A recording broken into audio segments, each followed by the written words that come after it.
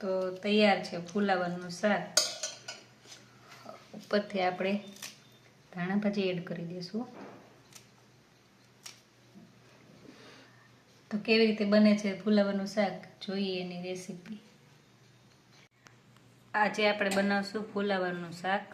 એના માટે આ ફુલાવર લીધી છે, આવડી હતી એમાંથી આપણે આવી નાની કટિંગ કરી છે.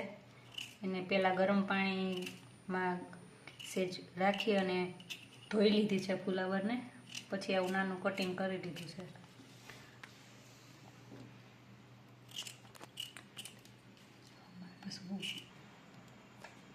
ફુલાવરના શાકમાં આપણે બટેટા, ટમેટા, ગુવાર એ પણ નાખશું. અને બીજા આપણે જે સૂકા મસાલા હોય છે એ, ખાંડ, ચટણી, લસણવાળી ચટણી અને વઘાર માટે લીમડો લીધો છે. આપણે કુકરમાં તેલ ગરમ કરવા મૂકશું.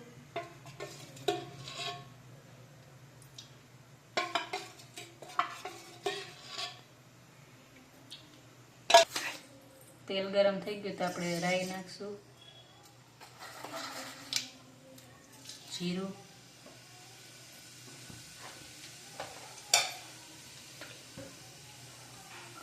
લીમડો નાખ,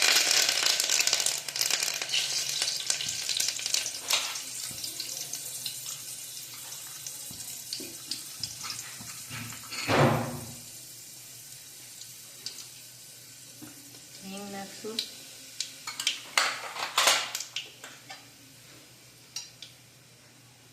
પેલા ટમેટા,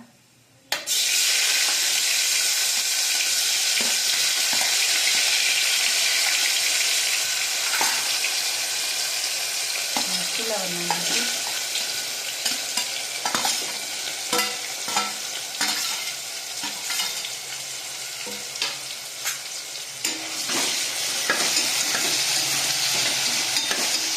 સરખા મિક્સ કરી દઈશું.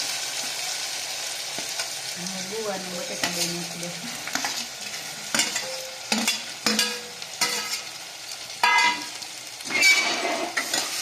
અને સરખી રીતે મિક્સ કરશું.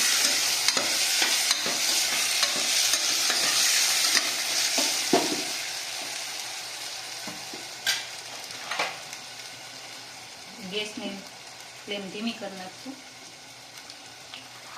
હવે એમાં હળદર, મીઠું સ્વાદ પ્રમાણે,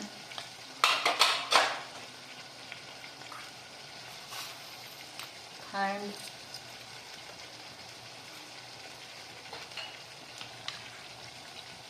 ચટણી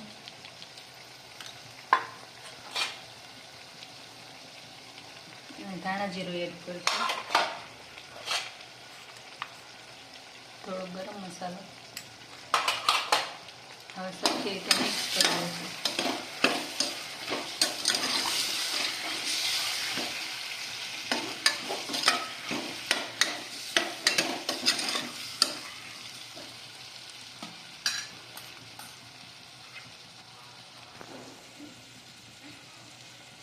આ લસણવાળી ચટણી છે, એમાં સહેજ પાણી નાખશું અને સરખી રીતે મિક્સ કરી લઈશું.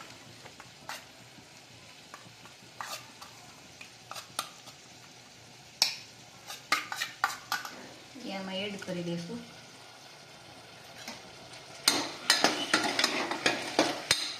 મિક્સ કરી દઈશું.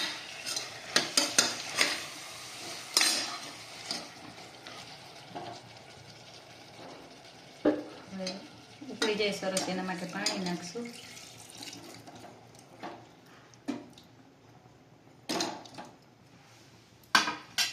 હવે એને 3 થી 4 સીટી થાય ત્યાં સુધી ઉકળવા દેશું.